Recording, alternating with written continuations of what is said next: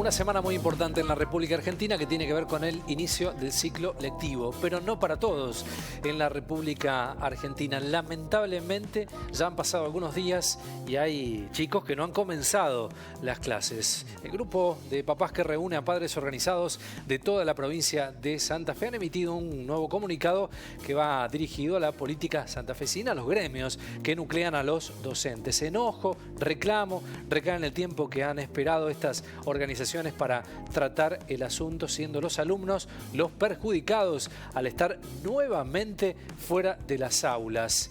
De este tema, de Paren con los paros, vamos a hablar con Pablo Mariani, referente de Padres por la Educación. Pablo, ¿cómo estás? Buenas tardes, un gusto, un placer, gracias por el tiempo. Hola, buenas tardes, no sé si tengo buen retorno ahí. Sí, perfecto. ¿Me escuchan? Te escuchamos bien, sí. Hola. Bueno, han emitido este comunicado, Pablo, que tiene que ver con una nueva situación de no comienzo de clases que sigue perjudicando a los más niños, los más vulnerables, ¿no? Sí, correcto, hicimos saber, en lugar de quedarnos con la bronca y callados en casa, como la mayoría de los papás, bueno, hicimos saber este descontento, sobre todo porque es una receta que se aplica hace 40 años y que no ha llevado a ningún lado. ¿Cómo está la situación allí en la provincia? ¿Cuál es la actualidad a esta hora? Ustedes han emitido un comunicado, han tenido respuesta de las autoridades. ¿Cómo está el cuadro de situaciones? No, lamentablemente nosotros, el Ejecutivo actual de la provincia de Santa Fe, no solamente con nuestro reclamo, sino con los reclamos de seguridad, siendo que es internacionalmente conocido el problema que tiene Rosario, el gobierno provincial no hace caso a ningún tipo de reclamo, ni tampoco te sienta a su mesa, no te escucha, no te recibe. Este reclamo en realidad estaba apuntado tanto al gobierno de la provincia como a los sindicatos. Estábamos pidiendo un poco de cordura, un poquito de empatía con los más vulnerables, que son los que no tienen voz, no tienen expresión, no tienen nada, han sido olvidados por este gobierno. ¿Y qué han argumentado en función a este no comienzo en algunos casos de clases? ¿Qué es lo que se esgrime en torno a esto? Bueno, lo que decimos es que desde que volvió la democracia, la herramienta es como... Hay una frase que dice que el que tiene como única herramienta un martillo, para él todo el mundo es un clavo. Y ayer o antes de ayer, en una entrevista en una radio de Rosario, el periodista que me entrevistó pasó audios consecutivos de Sonia Aleso, que es la líder de ANSAFE, pero además de CETERA a nivel nacional, que yo creo que es una de las referentes número uno del sindicalismo, que desde que han pasado todos los presidentes de la democracia, y ella sigue ahí, y todos los años, por lo menos desde que había registro digital, pasaron 12 años seguidos de declaraciones y era siempre exactamente lo mismo, era un cassette que se repetía todos los años. Y la lucha. Y esta lucha, ¿a dónde llegó? ¿Qué resultados hubo? Lo que estamos diciendo es, ¿no será el momento, después de haber dejado a los chicos 2 años sin aula, que todo el mundo sabe el precio que ha tenido? Cada uno lo sabe en su casa, pero ¿qué pasa con esos chicos que nosotros vemos hoy que están totalmente desvinculados del sistema educativo, que ya ni siquiera figuran en las estadísticas, que se olvidaron, que se cayeron del sistema?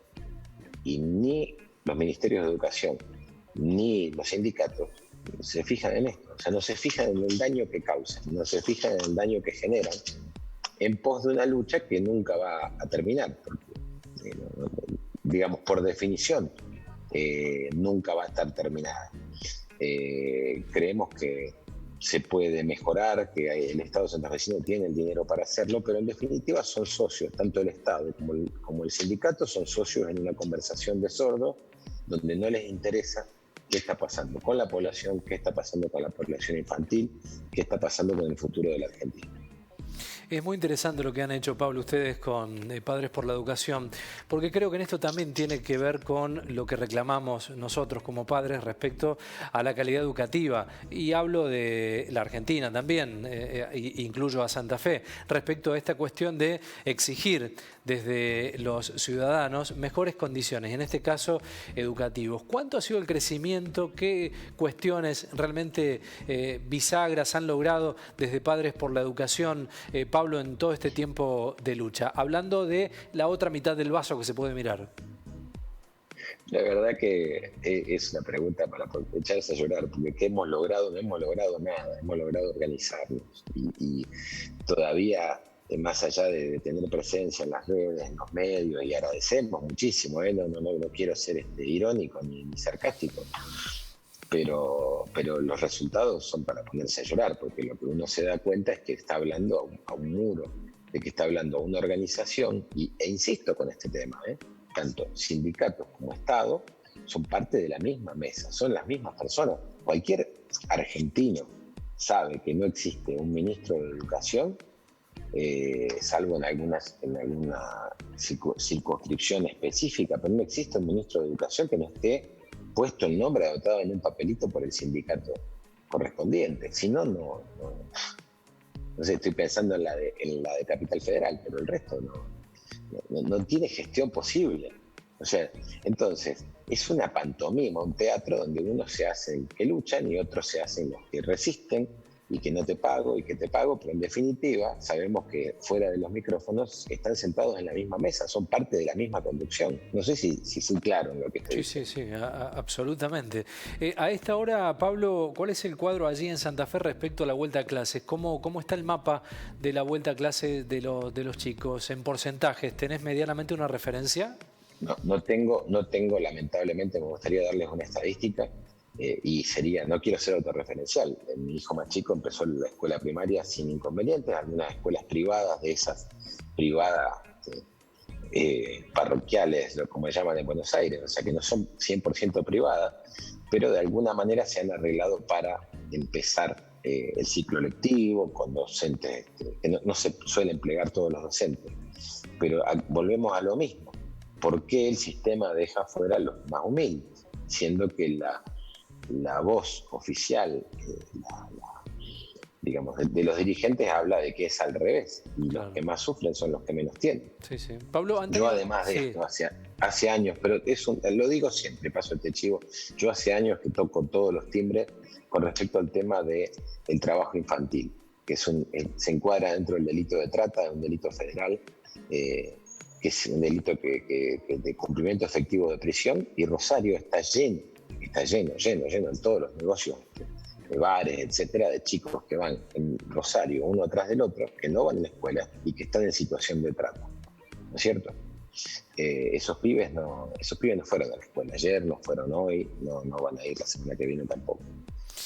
Y ahí es donde hay una total ausencia del Estado, siendo que venimos hace años con el verso del Estado presente. Yo tengo un montón de canas y cada vez más años, es un verso. Yo vivo muy cerquita de los tribunales de Rosario. En la esquina de los tribunales hay chicos que están todo el día trabajando, vendiendo en los semáforos. Pero se ve que las ventanas no... Pablo, lo decimos siempre, ¿no? Hay un Estado ausente. Desde lo discursivo es fantástico, es lo ideal, es lo esperable. En las cuestiones prácticas hacemos agua en muchas cosas en la Argentina, y la educación, un tema realmente primordial, sufrido en etapa pandémica, agudizando una situación que ya venía sucediendo en la Argentina. Gracias, Pablo, como siempre, por el tiempo y por la predisposición. No, a ustedes, y disculpen, tuvimos algún tipo de inconveniente técnico, pero espero que haya podido salir bien. Muchísimas gracias y un abrazo grande. Gracias, saludos.